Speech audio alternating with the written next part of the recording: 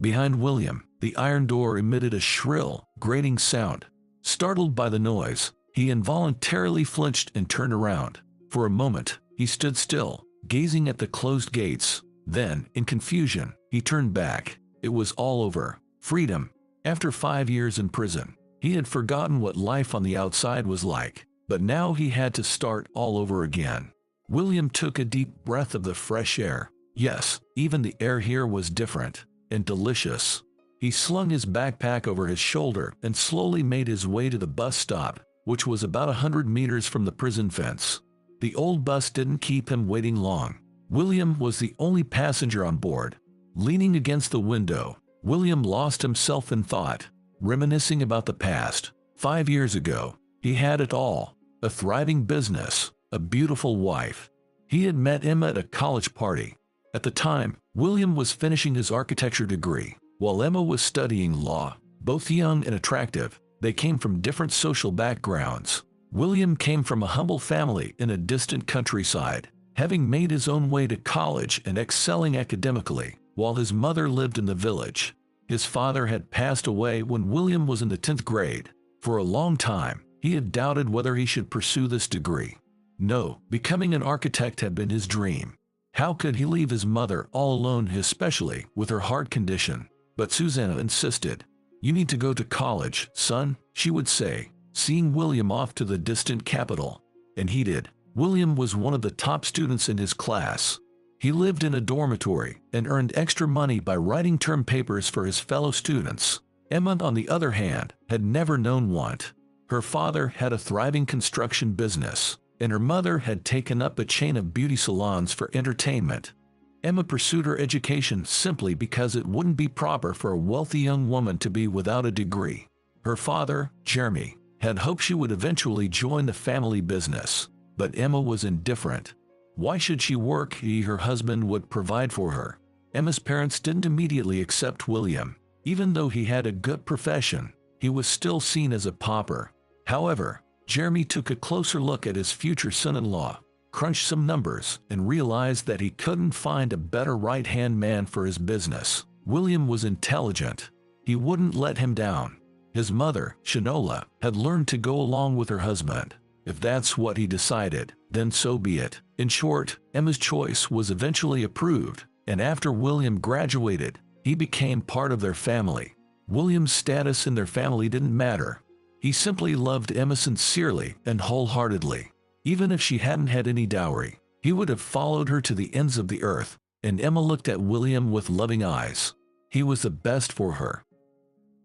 Soon after their wedding, Jeremy hired William, and he never regretted it. William was a competent professional, and then Jeremy had to step away from business due to heart problems. Emma also worked with him, but for her, it was just a way to pass the time. And now, William had his own house, a car, and a bank account.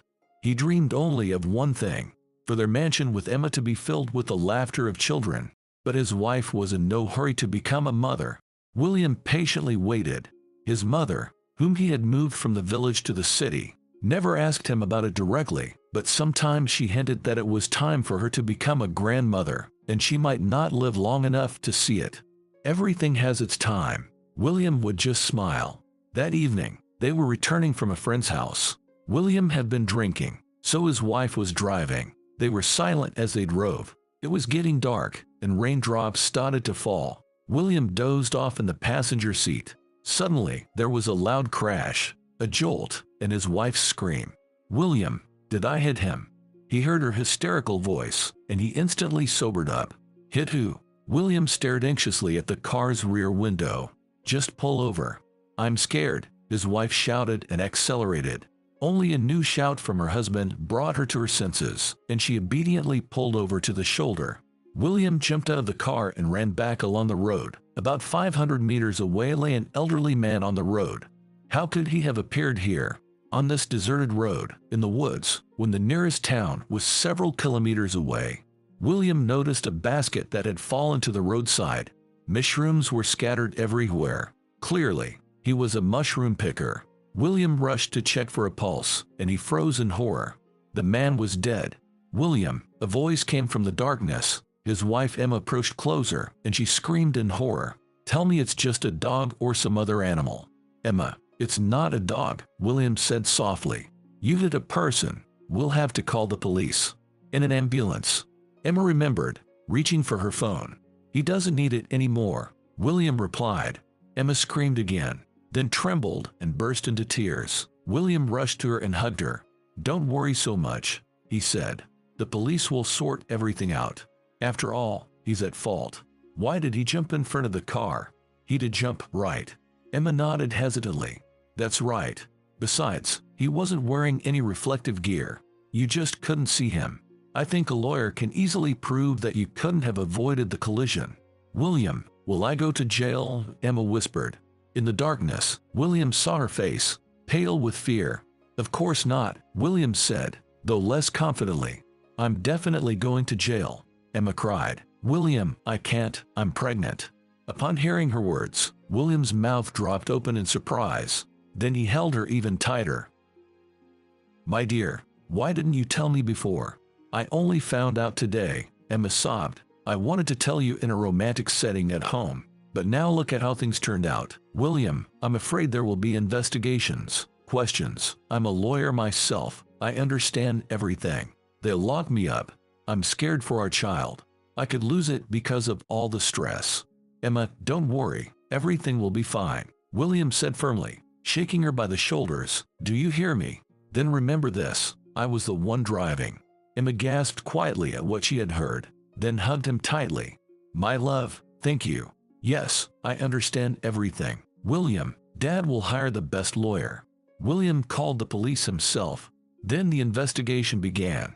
The police found that the car hadn't braked at the time of the collision. There was a significant amount of alcohol in William's blood, and the lawyer hired by Jeremy seemed to be lackluster in defending William. In the end, he received a 5-year sentence in a minimum security prison.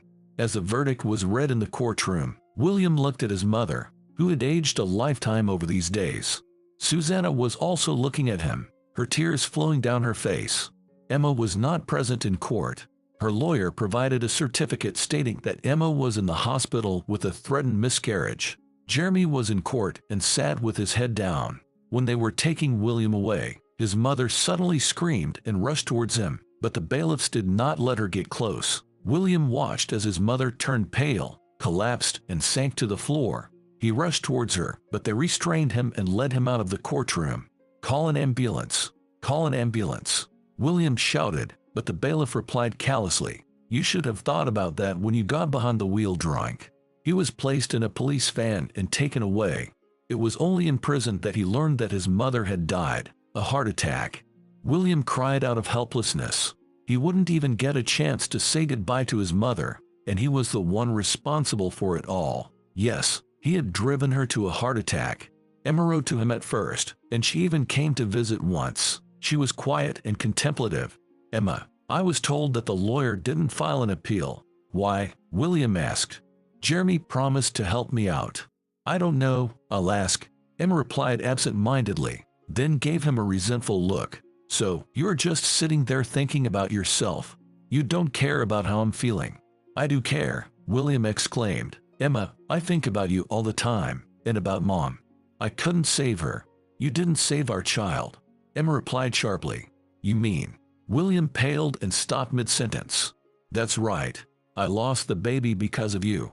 Emma lowered her gaze, paused, and then raised her head. You're to blame for everything. Emma, William whispered. Why are you saying this? It's hard for me to hear this from you. You know how it all happened. Why are you like this? Don't worry, we'll have more children. Emma didn't respond, just shook her head and called for the guard. The guard was surprised that the visit was over already. There was still plenty of time, but Emma headed for the exit. That's how it went without even hugging her husband. She left, and William sat on his stool, realizing what had just happened.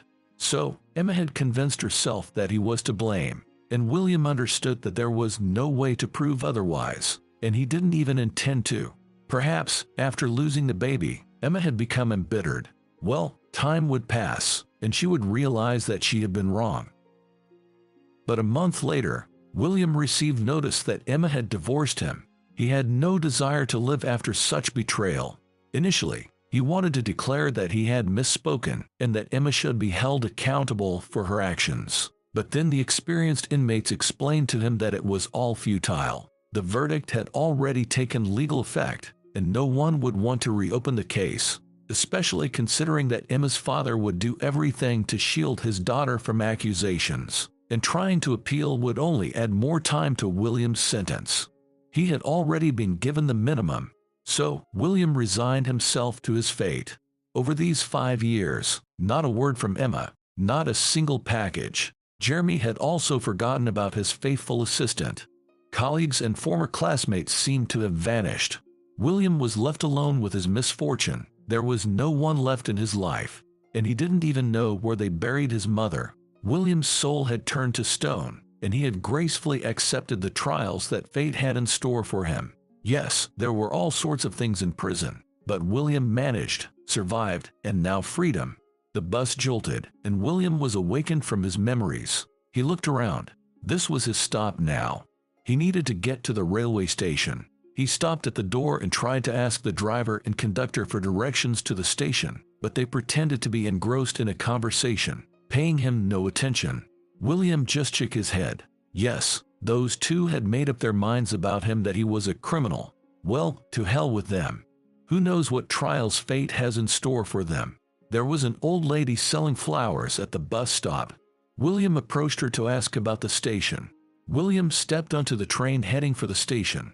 On the train, William kept thinking, why was he going to Belgium? But on the other hand, where else could he go? There, he might have some former friends and colleagues. He was hurt by their silence. For 5 years, not a single word from anyone, no messages. But right now, emotions were the last thing on his mind. He needed to figure out how to move forward.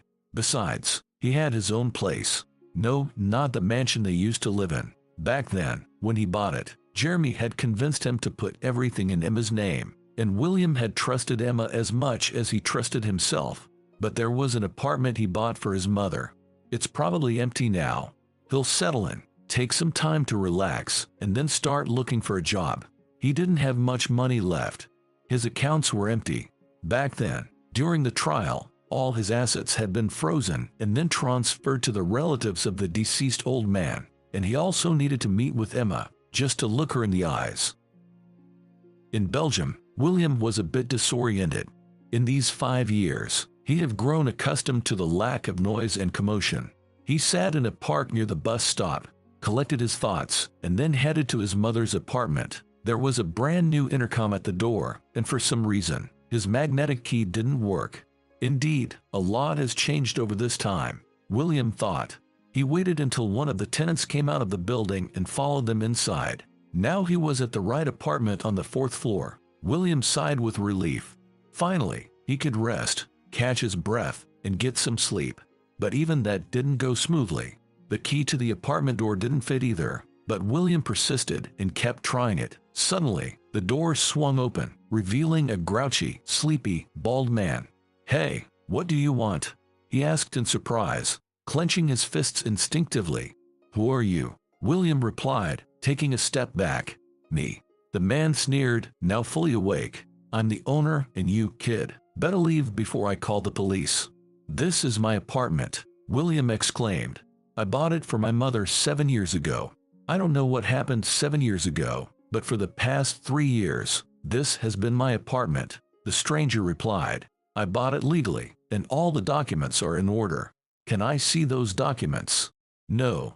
Get out of here, or I'll call the police for sure," the man said, eyeing William with disdain, and slammed the door shut. William rushed towards the intercom again, but stopped at the last moment. The man was right. If the police came, they might charge him with vandalism or even attempted theft. Right now, he felt utterly helpless. To everyone else, he was just a former convict. William descended the staircase, stood by the entrance for a moment, and then headed to the 1st floor. Fortunately, there was someone in the building who knew his mother. She should have information about all the residents. When Laura saw William, she waved her hands in astonishment. "William, you've returned," she exclaimed. "Returned, Laura," William replied somberly. "I wanted to visit my mother's apartment, but there's a new owner there now. I don't understand how this could happen. The apartment was registered in my name. In your name. Laura looked puzzled. Oh, I didn't know how it happened. Emma simply sold your apartment.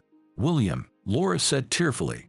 How did this happen? Oh, what a tragedy. Your mother never believed till the end that you would end up in prison. She couldn't believe you were behind the wheel. You used to be such a careful driver.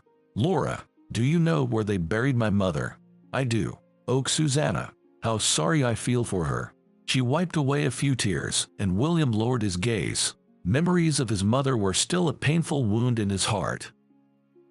So, they took my mother back to our homeland, probably buried her next to my father. At least they rest together, William mused. But as for Emma, it seemed she didn't want to be involved, even in his mother's burial arrangements. William still couldn't believe how his ex-wife had changed, considering that she had sworn her love and begged him to save her from prison. How quickly she had shifted blame onto him. William realized that he couldn't avoid a conversation with Emma. He needed to figure out everything about the apartment. He also just needed to look her in the eyes. Laura, I should go, he said wearily, turning towards the door. Where will you go? Laura suddenly snapped out of her thoughts. Let me at least make you some tea. Come, I'll tell you everything I know about the apartment sale. William still shook his head in disagreement, but Laura wasn't going to listen to him. She pulled him by the sleeve, sat him down at a small table, boiled the kettle, and brought some pastries. William listened to her account. After Susanna's death, the apartment remained empty for a while, and then suddenly, there was a lot of commotion surrounding it. Different people came and went. Laura saw Emma there a few times with an elderly man. Based on the description, it was Jeremy. Later, the belled man arrived, claiming to be the new owner of the apartment. He had all the proper documents. But I still think you should go to the police. Laura concluded her story. Let them investigate how your apartment ended up not being yours. Even though your father-in-law is a very influential person, proving the truth won't be easy. William simply nodded in response, realizing that Laura was right. As a former convict, he had no voice. Where are you staying? Laura suddenly remembered to ask. I have nowhere to stay, William admitted. I thought about my mother's apartment. Oh, what a disaster. Laura sighed, deep in thought. Listen, I can put you up for a few days in one place. We have a room for a janitor there. The room is there, but there's no janitor. You can stay there, think about your next steps, and if you want, I can hire you as a janitor. Thank you, Laura. I want refuse a place to stay, but honestly, I don't want to work as a janitor. William replied. I understand, with your higher education, it wouldn't be right. But William, don't take offense. It'll be difficult for you to find a job in your field now. I'll try, he said with a sad smile. And if it's all right, I'll give you a definite answer a bit later. Laura agreed. She handed him the keys and led him to the place, showing him everything there. The room was small, windowless, dark, and stuffy, but it had a couch and a pillow. William collapsed onto his makeshift bed and slept for nearly a day. He woke up not knowing what time it was. He checked the clock, it was 5:30 in the morning. He played with the watch in his hands. Perhaps it was the only valuable item he had left. It had been a birthday gift from Emma. The pain of betrayal stabbed at his heart. William clenched the watch tightly, ready to throw it against the wall, but he paused. Put all these emotions aside. You need to think rationally, William told himself. The watch was valuable, but how much money did he have left in his pocket? Not more than $100. William washed his face in a basin and straightened his clothes. That's all the preparation before heading outside, William said with a bitter smile. He used to be impeccably dressed, and now he was practically homeless. Well, not practically, but actually homeless. He thought about the apartment again. I still need to go to the police, he said to himself. He had to register with the local precinct. At the same time, William decided to inquire about the apartment. Where should he start unraveling this mess? Emma had deceived him, and she needed to be held accountable. At the police station, the elderly local officer briefly lectured William on proper behavior as a free man and made a note in his journal. All right, William, go, and don't break the law anymore, he said, handing William back his passport. Aren't you going to ask where I'll be staying? William inquired. Why? Your passport has your registered address. The officer replied, surprised.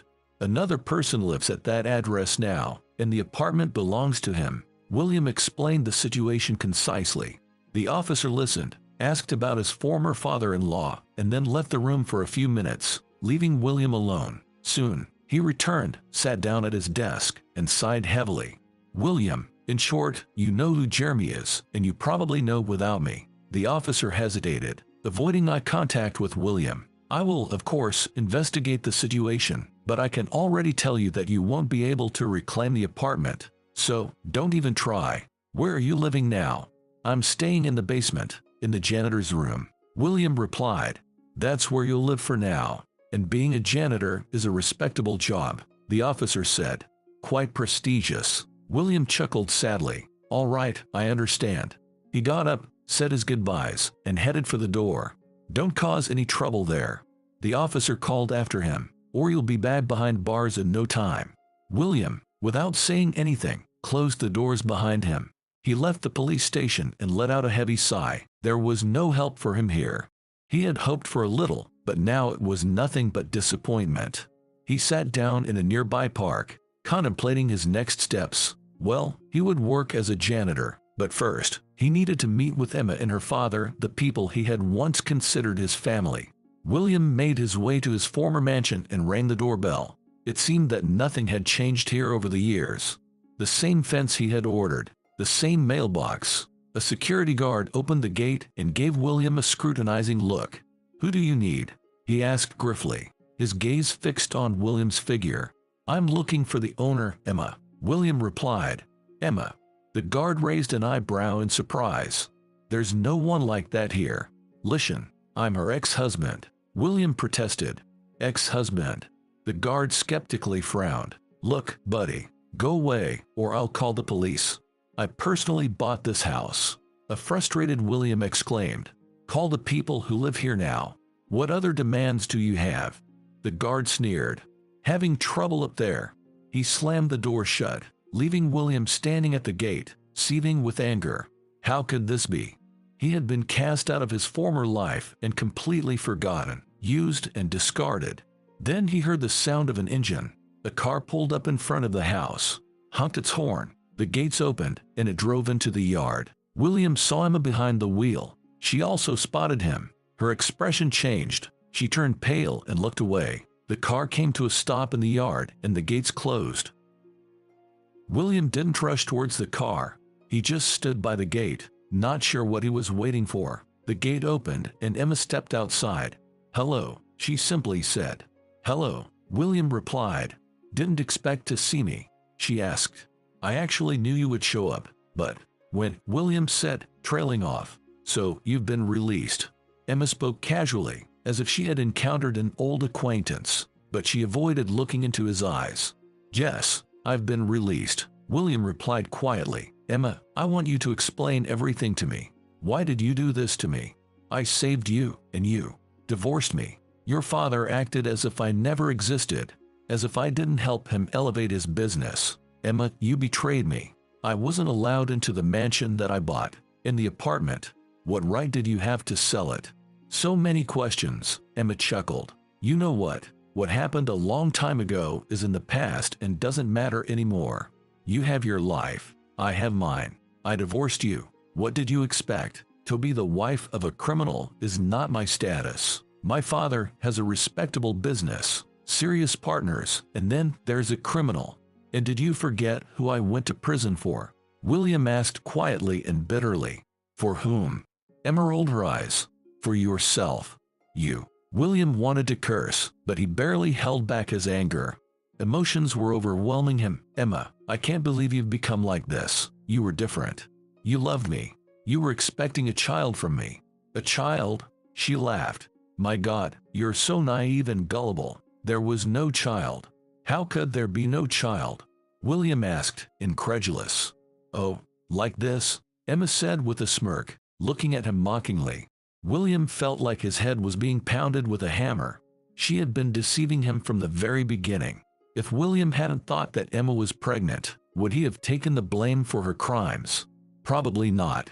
He would have done everything to get her released, but he wouldn't have taken on such a sin. Seeing that William appeared outwardly calm, Emma became even more audacious. She kept talking, laughing. From her story, William understood that her father hadn't really tried to get him out of prison back then, as he had hired a less than stellar lawyer. Why? Because they didn't want a man with a tarnished reputation in their company or family. It would have been uncomfortable in front of their partners. After William went to prison, he eventually returned to managing the company, but now he could finally take a break. The business was in reliable hands. "So, found yourself a new man?" William asked. "This man is the best," Emma replied. "Do you ever worry about saying all this to me? I just got out of prison." William looked him in the eyes. "You," Emma chuckled. "You can't do anything. Besides, we're being watched, and if necessary, I'll get help." She nodded toward a surveillance camera attached to the gate. William simply shook his head. It was so painful and disgusting for him to see the woman he had once loved and who had betrayed him. "Did you ever think that I might go to the police and report you?" he asked. "I'll tell them that you ran someone over and took my apartment." "I'm not afraid," Emma replied, lifting her head. "Who are you, and who are we? You say the apartment is yours, but it was bought with my father's money. Yes, it's his business, and he allowed you to earn something. Why should this apartment sit idle? So, I sold it and had a nice vacation with the money. Everything you earned is mine. Don't you dare object. My dad will crush you to dust. But he's not immortal, and as far as I remember, he had heart problems," William remarked. "Don't hold your breath. Dad underwent treatment at the best clinic in Europe, and now he's perfectly healthy." "All right, but tell me, I want to understand. Aren't you ashamed of how you treated me? What about my mother? I was told you didn't even bother with her funeral." "Why should I? She was your mother. Be thankful that Dad found your fellow villagers. They took care of the funeral. Otherwise, they would have buried your mother like a homeless person." Blood rushed to William's head, and he took a step towards Emma, fists clenched. Just a little more, and he might not have been able to control himself. But then the door opened, and a man stepped out from the yard. Seeing him, William was stunned. It was Cameron, his former deputy. He used to be gray and unremarkable, but now he looked different. Dressed in an expensive suit, with a neat haircut and a costly ring on his finger. "Emma, do you need help?" he asked the woman. She turned and hurried over to him, embracing him. "No, my dear. He's leaving," she said. "So, you've taken my place." William smirked.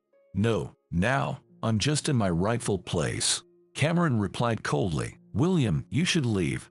"Yes, indeed, I have nothing more to do here," William replied, trying to appear as indifferent as possible. "Emma, you'll regret what you've done. You'll see. The boomerang effect will kick in." "Are you threatening me?" Emma raised an eyebrow, pressing herself against Cameron. "Keep in mind, I can actually call the police." "Don't bother, I'm leaving." "Be happy," William said with a wry smile and walked away.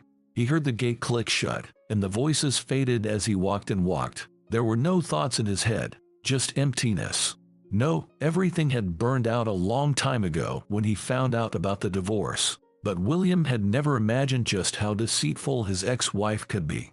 Now he had seen it and was horrified. Was it because of her that he had ruined his life? William wandered the city aimlessly for a long time, lost in thought. Suddenly, he felt a slight nausea. He remembered that he hadn't eaten anything all day. He counted his money. It wasn't much. Then William remembered the watch in his pocket. He could pawn them. William took them out, and suddenly his hand trembled as if from a burn. Emma had given him those watches. He looked for a trash can. There was a small cafe on the corner. He walked towards it and threw the watches away without regret. The smells coming from the cafe were enticing. William decided to go in. He could afford a bun with tea at least. He opened the door and bumped into a slender, gray-haired man. "William," he exclaimed. "Ethan," William asked hesitantly. "That's right, me. I recognized you, even though it's been so many years since you left our village. What a coincidence." Ethan was the math teacher from his old school. He used to come to Belgium for educational forums as one of the experienced educators. And now, as he was rushing to the train station, he never expected to meet his former student, although he was very glad to see him. "You wanted a snack?" Ethan asked simply after the customary greetings. "Come on, I'll have another coffee. William bought the cheapest bun and some tea. While he ate, Ethan drank his coffee, glancing alternately at William and out the window. They both remained silent. So, tell me, the old teacher finally spoke up. There's not much to tell. William shrugged. I don't want to talk about it, Ethan. Understood. The teacher tactfully replied. If you want to add to your answer later, I'll listen. I won't ask any more questions for now, although I understand that you've been treated unfairly. I judged that from what they did to your mother after her death. She lay in the morgue for 2 weeks until the villagers collected enough money, organized a car, and it took more time to get here. You did that. William's voice trembled. Not just me. The whole village helped. The chairman of the village council is a good man, young but understanding. He went out of his way to help. Don't worry, now your parents are together in heaven. But William, life goes on. I see pain and resentment in your eyes, so make sure you don't make mistakes. Forgive those who wronged you. Time will take care of them. William looked at his teacher in surprise.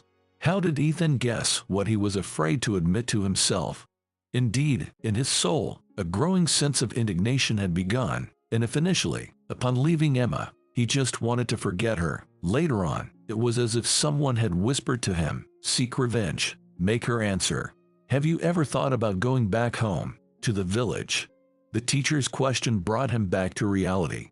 What would I do there? William shrugged. I'll give it a try here. Well, it's up to you. Ethan nodded in response. If you decide to return, no one will drive you away. But there's one catch. Your parents' house burned down 2 years ago, struck by lightning in the spring. And where should I go then? William sighed. At least here, I have a place to spend the night. But it's easier back home. Ethan shook his head. Think about it. They've known you there since childhood. That's exactly it. They know me, William sighed. And my whole history too. Don't rush to hold grudges against people. Sometimes they're wiser than they seem. Ethan advised. They talked a little more and bid each other farewell warmly. Ethan hurried to catch his train, while William headed to that basement, which had suddenly become his home. There, Laura was already waiting for him. She saw him and almost rushed to greet him, looking at him with a guilty expression. She explained that the management had come today and demanded that she hire a new person for the janitor position. Well, I agree, Laura. I'll work for you, William said. Oh, William, it's too late. Aunt Laura sighed. They've already hired someone else. You see, you didn't leave any documents for me, like your ID or permission. I see. William chuckled. So, even to become a janitor, you need connections. What connections? Laura waved her hand. It's just that the management is always looking for ways to save money. They found some foreign worker. They can pay him less. And one more thing, William, I mentioned you, but as soon as the boss heard that you recently got out of prison, he immediately refused. I'm sorry. Oh well, why are you apologizing? William tried to smile. I never actually told you whether I agreed to work for you or not. It's okay. I'll find something else. Can I pick up my backpack, at least? It's already in my office, Laura replied.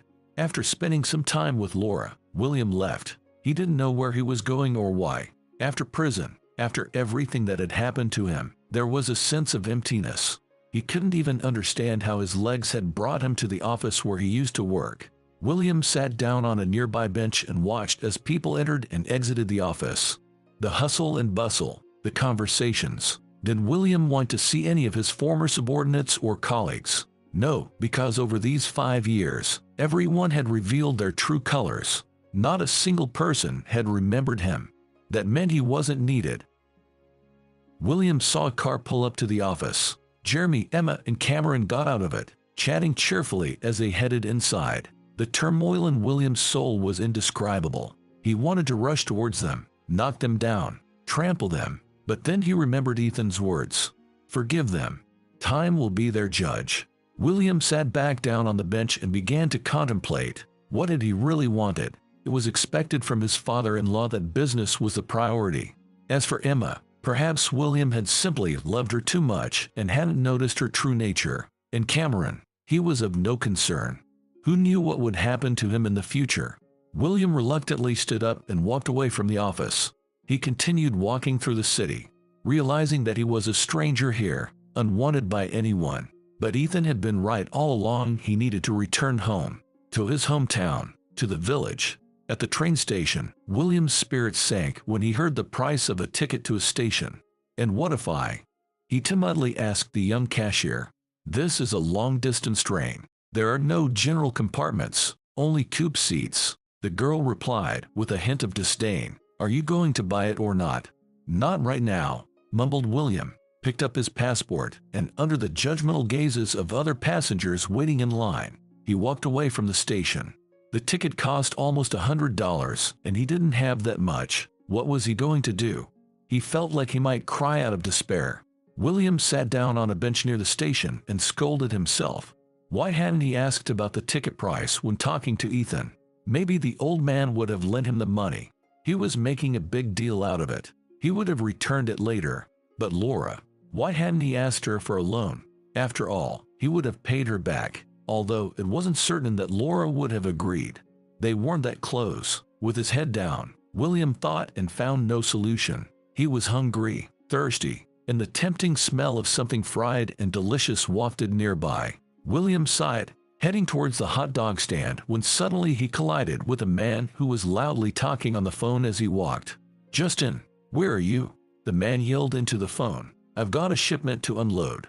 You need to get out here. Have you gone crazy? Get here now." "What am I supposed to do?"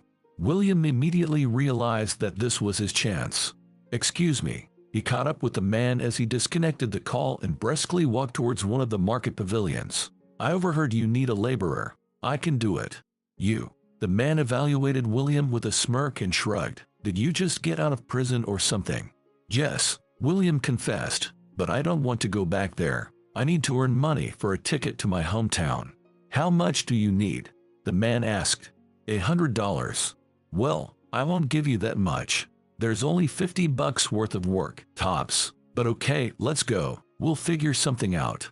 My name is Steven, by the way. Yours?" "William." "All right, William. I need you to unload fruits and vegetables. I have a little store nearby. You'll finish in a couple of hours. Is that okay with you?" "Sounds good," William nodded. A small market pavilion stood not far from the train station. Stephen had been cursing all the way there, and from his words, William understood that it had been a tough day for the merchant. The car had broken down, the saleswoman had fallen ill, and now the loader hadn't shown up for work. Yet the merchandise was waiting by the door. In theory, one might have felt sympathy, but William was genuinely delighted. He had a chance to earn some money. Who knows, maybe more odd jobs would come his way, and he could save up for that ticket. William completed the task quickly, and Stephen just silently observed his work. When William had neatly placed the last crate, Stephen suddenly handed him $100. "But we agreed on a different amount." William stammered, confused. "Consider it charitable assistance." Stephen chuckled. "I know what it's like to be left without support after leaving prison. I've been there, although it was a long time ago. Kind people helped me back then, so I guess I'm paying it forward. Take it, don't hesitate, and make sure not to squander it." "I don't drink," William replied. "Yeah, I figured as much. I can see you're not a drinker. You're just going through a rough patch, kid. But don't lose hope. Things will get better." William thanked him. They shook hands and bid each other farewell. A few hours later, William was already sitting in a train, gazing out the window and thinking, "I'll be home soon." True, nobody was waiting for him there either, but the thought of going back to his hometown gave him strength. William couldn't help but smile. It seemed that he and Ethan would cross paths soon. The teacher would arrive home in the evening, while William would get there in the morning. But before that, he had nearly 2 days of travel ahead of him. Time on the train passed quickly. William spent most of it sleeping or just lying down, facing the wall. Only as it began to dawn did the conductor tap him on the shoulder. "Your station is in 15 minutes, she said. "What? Already?" William jumped up, narrowly avoiding hitting his head on the upper bunk. "Don't rush, you'll make it." The young woman smiled and continued down the aisle. And there, William stood on the platform at a small station. His heart felt heavy. He remembered how many years ago he had left the station for the big city, embarking on a new life that he had believed would surely be happy. And now, he had returned with nothing but the stigma of a former convict. Scheduled buses wouldn't be running for a couple of hours. William decided not to wait and began walking to his hometown on foot. It was only about 10 kilometers away. He walked along the deserted road, noticing every detail. The old meat processing plant at the entrance to the regional settlement still stood, albeit worn and dilapidated. It was probably closed by now, with only its walls remaining.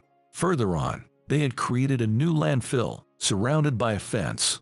Oh, so much garbage. Why wasn't it being recycled? Why were they just piling it up? In the distance, he could see a pine forest. William even stopped, realizing that something was wrong with the forest. It was disappearing. Many trees stood dry and lifeless. William sighed heavily, recalling his boyhood days when he used to run here with other kids. William continued walking down the road, reminiscing about the past. He quickened his pace, but when he reached the village itself, he suddenly stopped. Where was he rushing to? And after all, Ethan had told him that his parents' house had burned down. Where could he possibly go? Nevertheless, I'll go home, he decided, and took a step down the street. The villagers had already let their livestock out to graze in the fields, and everyone was busy in their yards and gardens. No one paid much attention to the tall man walking along the road, glancing around with curiosity. William walked and marveled. His hometown was still alive. In the center of the village, they had built a new store, and they had replaced the roof on the school. Of course, there were some abandoned estates, but not too many. William stopped next to a rusty gate overgrown with grass, took a deep sigh, and pushed the creaky, rusty gate. The gate survived, but the parental home did not.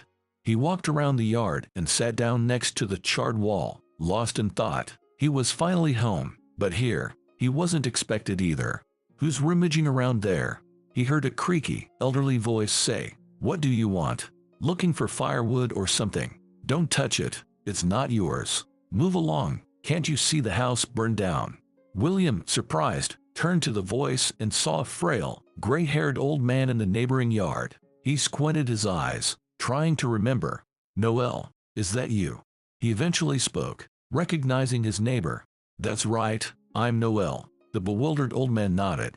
"And who are you? I don't recognize you." "Oh, wait, William, is it you? Oh my, you've grown to look just like your late father." Noel hopped over the rickety fence, and the two of them were sitting together by the burnt-down house, catching up. Noel told him how he was the first to see the lightning strike the family home and how he had called the firefighters. They arrived quickly, but the house was old, and it had mostly burned down, leaving only the walls. "Are you here to visit your parents' graves, or something else?" the old man inquired. "I'm not sure," William replied curtly. "Oh boy, you must be exhausted from the journey," the old man surmised. "Come with me, Isadora will be thrilled to see you." "Are you sure?" William smirked. "Noel, you probably know where I've been." "I do, and so what? That's not my concern. We only know you from the good side. Let's go. She's prepared some food." "Thank you, but I wanted to visit the graves first." "And that's the right thing to do," the old man nodded. "Come on, I'll accompany you." Although William wanted to take a solitary walk, he realized that he couldn't shake off his persistent neighbor. So, they walked together to the cemetery, which was very close by. Along the way, Grandpa Noel shared how the entire village had bid farewell to William's mother on her final journey. They walked along the street, and Grandpa kept on talking and talking, while William listened in silence. On their way, they met a few fellow villagers. Some recognized William, greeted him, nodded, and he reciprocated. But behind his back, he felt that people were whispering and maybe even pointing fingers. However, William tried not to pay attention to it and didn't take offense. The cemetery was quiet. "Noel, I want to sit by the graves alone," William said softly. "Please don't be offended." "I understand." Noel nodded in response. "Your mother and father are together. Do you remember where your father's grave is?" Of course, William replied just as quietly and walked deeper into the cemetery. There it was, the familiar little fence, the old paint peeling off. William froze. He remembered clearly how he used to walk with his father through the woods, and their path always led by this very place. He was around 8 years old and always felt uneasy when he saw the crosses and graves beyond the fence. His father, noticing his unease, would pat him on the shoulder and say, "Son, there's no need to fear the dead. It's the living that can bring trouble. Back then, William had just looked at his father in astonishment. Why would he be afraid of the living? There were so many scary stories about the dead. Now, with the passage of time, William understood how right his father had been. He also remembered how his mother loved looking at the sky, trying to find animal shapes and birds in the clouds. One day, she saw a house in the clouds, or rather, a whole palace. "I'd love to live in a place like that," his mother had said with a smile. William was around 10 years old then. He had made a solemn promise to one day build a palace just like that for his mother. He had indeed started designing architectural plans for buildings, but for his mother, well, he hadn't had the chance.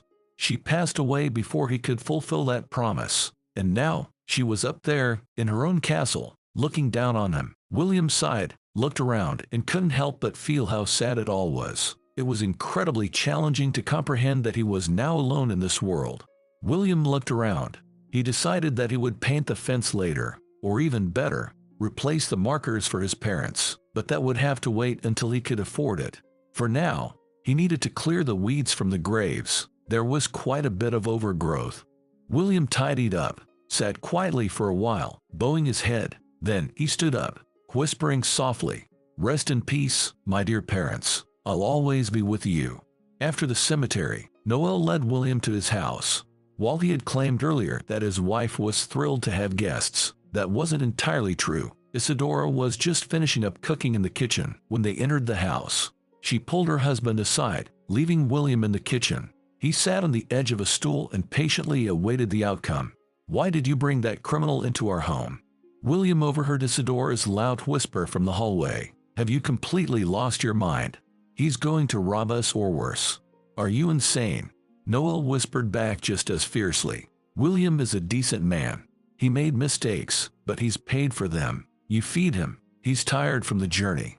He needs some rest. You are going to tell me we should put him to sleep too?" Isadora continued grumbling.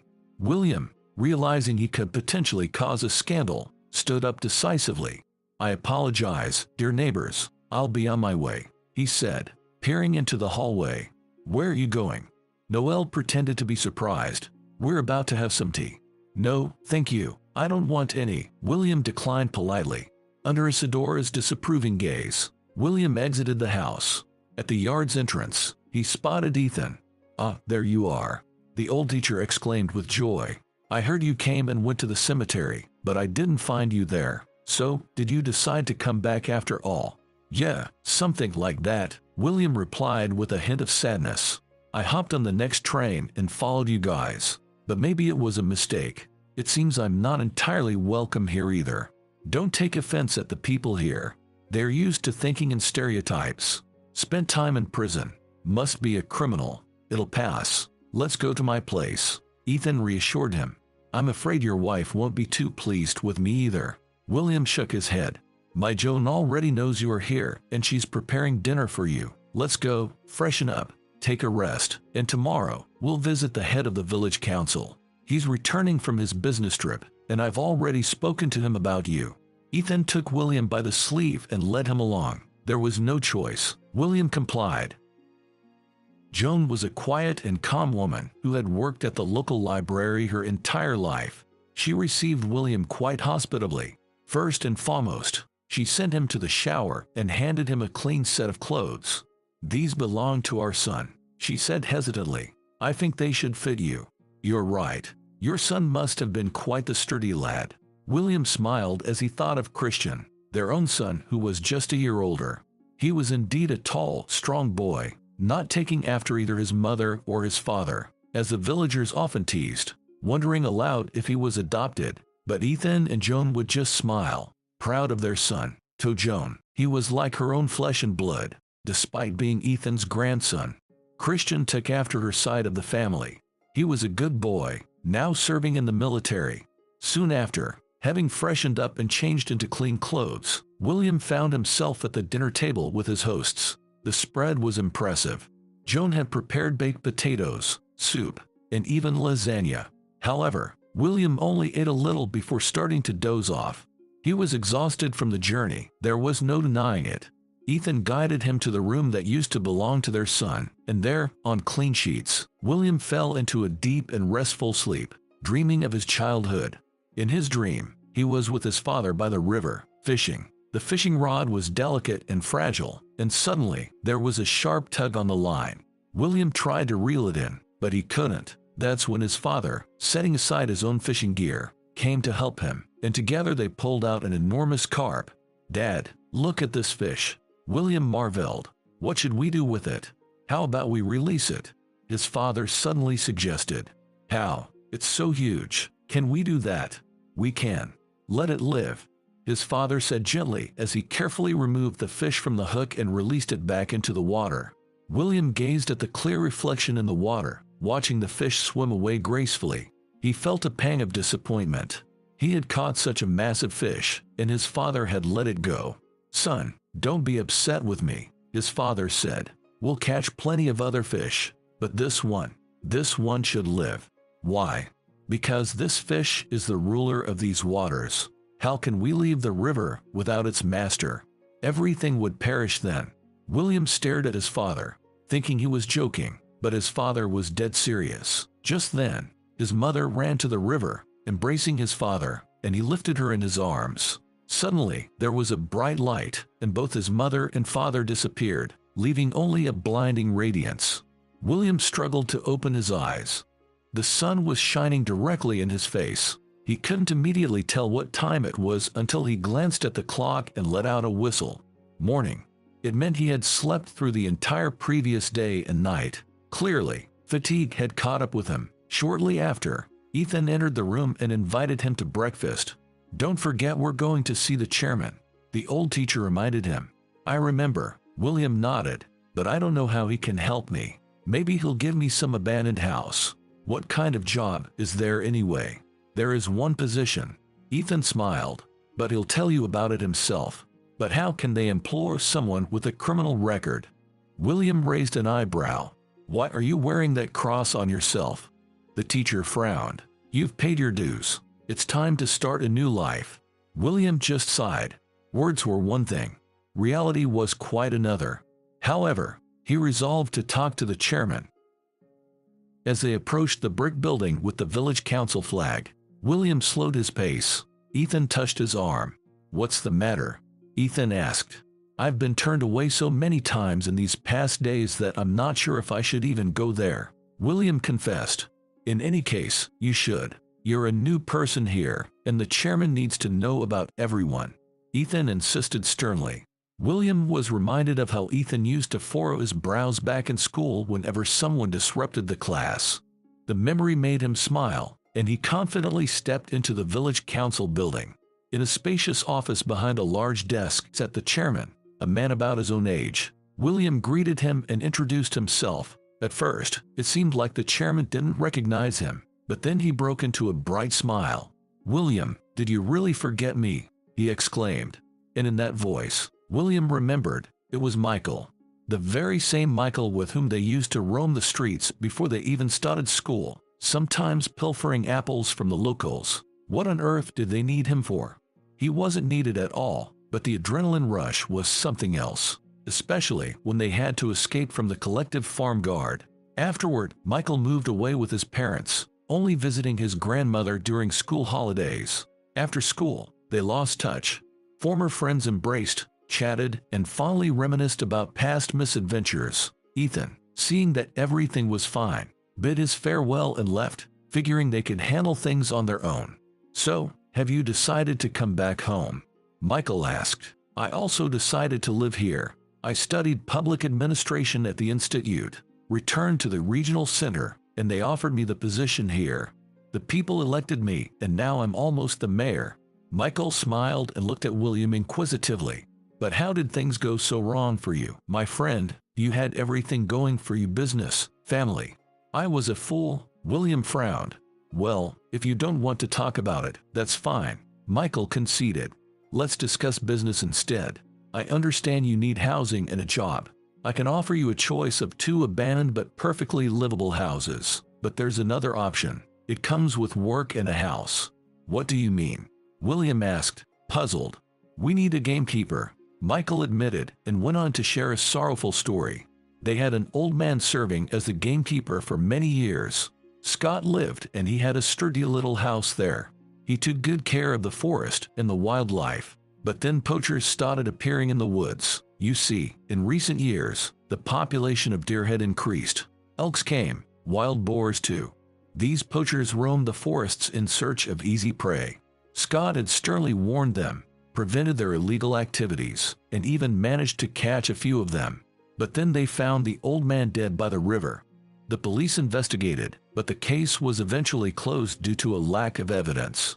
Though everyone suspected the poachers had something to do with Scott's death, there were no leads. And now, for almost a year, our forests have been without protection. Michael sighed bitterly. Regional gamekeepers occasionally visit, but it's not the same. A true steward is needed in the woods. So, will you go? The salary is quite decent. Me. William was taken aback. Am I allowed to? Yes, Michael nodded. I've already inquired. Are you interested? William looked thoughtful, and then a dream from today came back to him. His father had spoken about there needing to be a guardian in the river, and now Michael was talking about being the steward of the forest. It felt like déjà vu, or maybe the dream was a sign. Was this how his father blessed him for his new job? I'm interested. William nodded. That's good to hear. Let's go take a look at the house. You can choose which one you like. Michael, William suddenly stopped him. You mentioned the previous gamekeeper had a house. Is it still intact? It's intact. Michael raised an eyebrow. But it's in the forest, about 5 kilometers from the village. Do you really want to live there? To be honest, yes. It's hard for me to be around people. I feel like everyone is watching and judging me. Well, you should stop thinking like that, Michael advised. You can't afford to be nervous around everyone. Besides, maybe it's better this way for now. You'll live alone with nature. Clear your thoughts. And who knows, maybe I'll come visit you one day when I need a break from my wife and daughter. I brought her here when the people elected me. At first, she was upset, but now she seems to have adjusted. Getting tired of each other? William asked. No, not at all, Michael chuckled. Sometimes, you just need a breather. And with that, the friends reached an agreement. Michael took William to the regional authorities, vouched for him, and soon enough, William took on his new role. He was now the gamekeeper. A new chapter began in William's life. The past seemed like a story that was no longer about him. He thought less and less about Emma's betrayal. In fact, he realized he didn't need anyone. He became like a lone wolf, feeling free and light only in the woods. The old gamekeeper's house turned out to be in quite a decent condition. William fixed it up, and Michael and Ethan helped him initially with money and supplies. William settled into this forest cabin. He rarely interacted with people. Mostly, he went to the district center to buy groceries and for work-related matters. On rare occasions, he would visit the village shop or the local council. The forest became his sanctuary, his remedy. William loved listening to the birds singing in the mornings, and he would often smile as he watched the deer come very close to his dwelling, unaware of his presence. One day, William was awakened by a noise. He jumped up, wondering what was happening outside. It felt like someone was persistently trying to break down the wall of his forest cabin. William looked out and was stunned. There was an elk by the wall, rubbing its side against it as if scratching an itch. Then, the beast and the man locked eyes. Oh, how that elk bolted into the forest, like a freight train, knocking down everything in its path. William spent the rest of the day repairing the fence. In William's territory, it was quiet, and for several months, he hadn't noticed any poachers. But one day, they finally arrived. It was a chilly autumn day. In the morning, the sun had attempted to warm the cold ground and forest, but by noon, it had given up and disappeared behind gray clouds. A drizzle mixed with snow began to fall. William wasn't in a hurry to go outside, but he had to. He had noticed several raccoon-like dogs in the area during the week, and they were causing quite a bit of trouble. He needed to determine how many of them were roaming around. They were a very destructive animal, and if their population grew unchecked, they would decimate all the rabbits and foxes in the area. And when winter came, they'd fall into hibernation, leaving nothing for the predators. He needed to conduct a count, and then the authorities could decide how many of these wild dogs could be given to hunters. William walked outside, wrapped tightly in his coat, and contemplated how everything in nature had changed. In the past, in their forest, besides hares and deer, there was hardly anyone else. Or was it just his perception because he hadn't fully immersed himself in the natural world before? Thankfully, there were no bears around, and thankfully, the wolves stayed clear of their region. Something flickered in the bushes. William only caught sight of a fluffy black tail. Right, it was one of those raccoon-like dogs. He stopped, and suddenly, he heard a commotion nearby, followed by another. Who could it be? No hunters were scheduled for today, and this part of the forest was off limits. It was a wildlife sanctuary. William cautiously moved toward the noise and soon encountered a horrifying scene. 3 men were butchering a huge, magnificent moose. "Halt!" William shouted. "Buddy, figure it out." One of them cursed. The huge men raised their guns and pointed them at William. Just as William managed to dodge, a shot rang out. Realizing that he couldn't handle 3 of them, he stepped back and called the police. Meanwhile, the poacher continued firing, oblivious to the consequences. He was intoxicated. William managed to circle around him, disarm him, and tie him up. Seeing their comrade subdued, the second man, armed with a knife, rushed at William. The gamekeeper skillfully avoided the attack and managed to restrain the criminal. The third one, cowardly, fled into the bushes. He was later found by the police officers, wandering through the forest, somewhat lost. This incident earned William a reputation in the area. Everyone talked about how William had neutralized 3 criminals. In this situation, the only regret was for the moose. It couldn't be brought back. The locals in the village began to treat their gamekeeper with more respect. There were no more whispers behind his back, and nobody remembered William's past. Unmarried young women would gaze meaningfully at the gamekeeper when he appeared in the village, but William paid no attention. He didn't need anyone, neither love nor friendship. He was a loner. Although soon, he did find a true friend. On that November evening, William was returning from the district center. After a meeting with fellow gamekeepers, the road had frozen, and his car was confidently gliding along the bumpy track. Up ahead was a dark foreign car. Suddenly, something flew out of the window of that car, and it sped up. William saw it and cursed. Clearly, they threw out some trash. What kind of people are they? As he passed a small ravine where the object had flown, he cast a disgusted glance and immediately slammed on the brakes. In the ravine, near the withered grass and bushes, he saw a black bag in which someone was moving. He got out of the car and descended. In the thick bag, tightly sealed with tape, someone was still struggling. There was a mix of crying and whimpering. William took out his knife and cut open the bag. From the opening, a tiny puppy's face peered out. It couldn't have been more than 2 or 3 weeks old. "Those bastards," William muttered and gently picked up the poor little thing. The puppy immediately grabbed his finger and started gnawing on it. Hungry, William cautiously petted the little one, tucked it under his jacket, and got back into the car. He placed the animal in a small box that happened to be in the car's interior, put it on the passenger seat, and drove back home. "These scoundrels," William cursed as he drove. "They should be sealed in a bag and thrown out in the cold. But don't worry, Charlie. Don't worry. We'll be home soon, and I'll feed you and put you to sleep. You'll live with me now." Michael had been suggesting that William get a dog for a while, but William was still contemplating it. He was deciding on the breed, age, and gender of the dog, wondering if a puppy would be the best choice. However, fate intervened. William took care of a puppy that he named Charlie, and the name stuck. Within a year, Charlie had grown into a decent-sized dog, a mix of a shepherd and a mutt. Charlie was loyal to his owner, faithfully following him along the forest trails. He was a very intelligent dog and served as William's right-hand companion. They both lived in the forest cabin. 2 years had passed since William returned to his hometown. He remained a solitary figure, uninterested in women. His domain was the forest, wide open spaces, and that was his entire life. However, the local girls were infatuated with him. How could such a handsome man be single? Nobody remembered William's past anymore. He had earned trust and respect among the locals through his actions. But can a man truly be alone? During the summer, Young women would often roam around near the gamekeeper's cabin, hoping for his attention. William would occasionally pass by, nodding in greeting, and then continue on his way, while Charlie would bark at the more daring admirers. One of the local girls, Ruby, was particularly bold.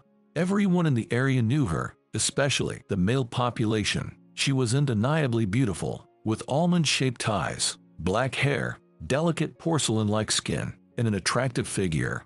Her mother, Amanda, scolded her countless times upon discovering yet another romance of her daughter's. But Ruby didn't care. She would lay low for a month or two, and then head to the district center again in search of love.